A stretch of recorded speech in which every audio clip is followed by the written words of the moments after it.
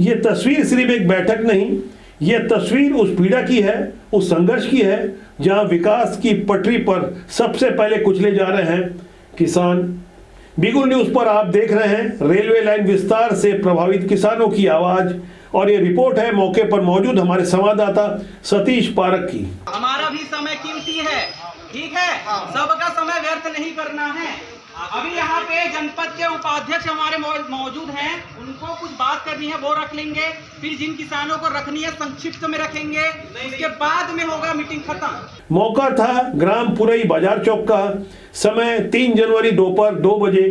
यहाँ ग्रामीणों की एक अहम बैठक हुई जिसमें तहसीलदार, राजस्व निरीक्षक, पटवारी और रेलवे विभाग के अधिकारी मौजूद थे।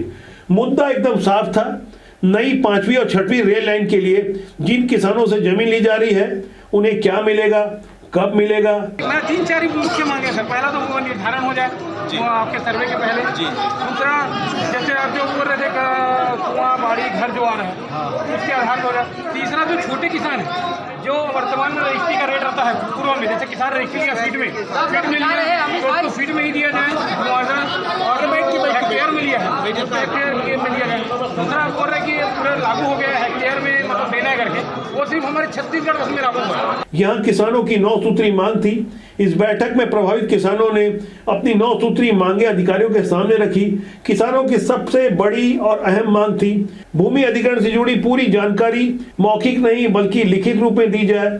मुआवजा कैसे तय होगा, पुनर्वास का क्या प्रावधान है, यह सब स्पष्ट और आधिकारिक होना चाहिए। आपने सर लिखित में उपलब्ध करा दीजिए, देखिए जो उसके बाद सर्वे करवाइए, सब करवाइए, सब निकाल देंगे। और मेरा यही निवेदन है कि पहले एक बार ये सर्वे होने दीजिए, कम से कम कौन से खसरे प्रभावित हो रहे हैं ये पता चलेगा। जो खसरे प्रभावित हो रहे हैं फिर उसमें आगे कार्रवाई होगी। किसानों की मांग है कि मकान, पेड़, बोर, कुआं सब शामिल होना चाहिए।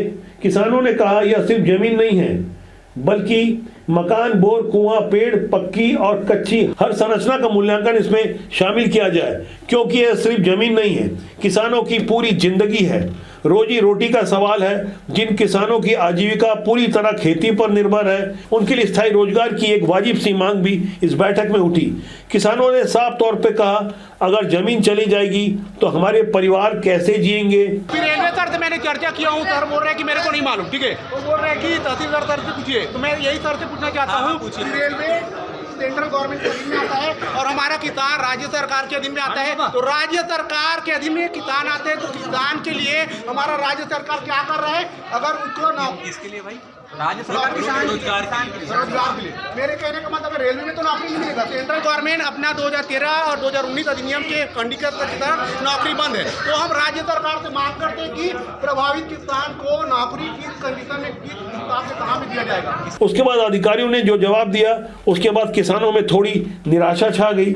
राजस्व और रेलवे के अधिकारियों ने कहा कि अब यह केवल प्रारंभिक सर्वे है, अंतिम प्रकाशन के बाद दावा आपत्ति का समय दिया जाएगा और शासन द्वारा तय मुआवजा मिलेगा। लेकिन स्थायी नौकरी के सवाल पर अधिकारी कोई जवाब नहीं दे सके। यहीं से किसानों की मायूसी और गहरी हो गई। आखिर में यही बात मैं कंक्लूड कर रहा हूँ कि आपने जितने भी बिंदु बताए हैं ये सारे बिंदु मैं अपने वरिष्ठ अधिकारियों से चर्चा करता हूँ, उनको उनके संज्ञान पे लाता हूँ, चाहे वो नौकरी की बात हो, चाहे वो मुआवजे की बात हो, चाहे कितने गुना मिलेगी बात हो। लगातार संवाद चल रहा है। यदि कभी आपकी मुलाकात हो भी गई सडन तो आप इस संबंध में वेरीफाई उनसे कर सकते हैं। बैठक में किसानों ने भारतमाला परियोजना का उदाहरण रखा। उन्होंने बताया कि दुर्ग विकास खंड के किसानों को 2 गुना मुआवजा मिला जबकि पाटन विकास खंड में 4 गुना मुआवजा दिया गया। किसानों की मांग है भेदभाव नहीं, समान मुआवजा चाहिए, बाजार मूल्य से ही मुआवजा तय होना चाहिए। ग्राम पुरई शहरी बसाहट के पास स्थित है। किसानों ने कहा कि मुआवजा हेक्टेयर में नहीं वर्ग मीटर के हिसाब से और वर्तमान बाजार मूल्य के हिसाब से तय होना चाहिए। जैसे जमीन की रजिस्ट्री हुई है वैसे ही मुआवजा दिया जाए। बैठक के दौरान परमाल कसा से खरसिया रेलवे लाइन के प्रभावित किसानों को अब तक सरकार की ओर से कोई मुआवजा नहीं दिए जाने का भी उल्लेख किया गया। इस पर अधिकारियों ने कोई जानकारी नहीं दी। इस वजह से भी किसान सर्वे कार्य का विरोध कर रहे हैं। मौके पर माहौल तो कुछ दबाव का बनाया गया था कि किसी तरह सर्वे हो जाए, लेकिन किसान अड़े हुए हैं। आदेश पत्र में स्पष्ट लिखा है सर, ये जॉइंट सर्वे है, स्पष्ट लिखा है, मैं पढ़ के सुना भी सकता हूँ, ठीक है। तो आप ये कैसे कह सकते हो कि अभी सिर्फ नॉर्मल सर्वे है, ये जॉइंट सर्वे हो रहा है? जॉइंट सर्वे किसके बीच का है? पटवारी और रेलवे के बीच का, राज्य सरकार और केंद्र सरकार कृषक के को भी बीच का। इंक्लूड किया गया है सर उसमें, पढ़ के सुनाओ मुनादी आपको। करा रहे हैं, मुनादी तो करा रहे हैं। मुनादी कहाँ करा रहे हो सर? 9 नवंबर को कहाँ हुआ तो बताइए। मुनादी मैं तो आपको बोला हूँ ना भाई, होगा मुनादी, 2 दिन पहले होगा, बोला ठीक है। और होगा, सुनिए, मुनादी अब होगा। सर आप बोल रहे हो कि प्रधानमंत्री को पत्र लिखिए। मैंने नहीं बोला ऐसा, मैंने नहीं बोला ऐसा। कौन बोला? अब भी जस्ट बोले सर। नहीं आप बोले सर, आप बोले। 3 जनवरी की इस बैठक का मौका 1 घंटा आगे और खसक गया। 1 बजे ग्राम करगाड़ी में फिर से अधिकारियों ने आने की सूचना दिलवाई, लेकिन किसानों का साफ कहना था जब तक सरकार लिखित में नहीं बताएगी कि मुआवजा किस कानून के तहत मिलेगा और मुआवजे के अलावा और क्या क्या सुविधाएं दी जाएगी, तब तक सर्वे नहीं होगा।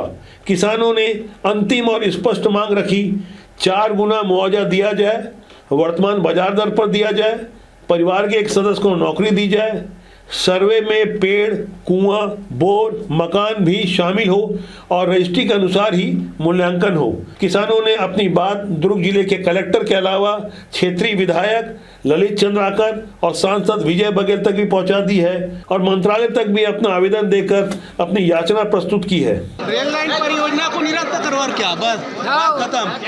खाबो कमाबो खेती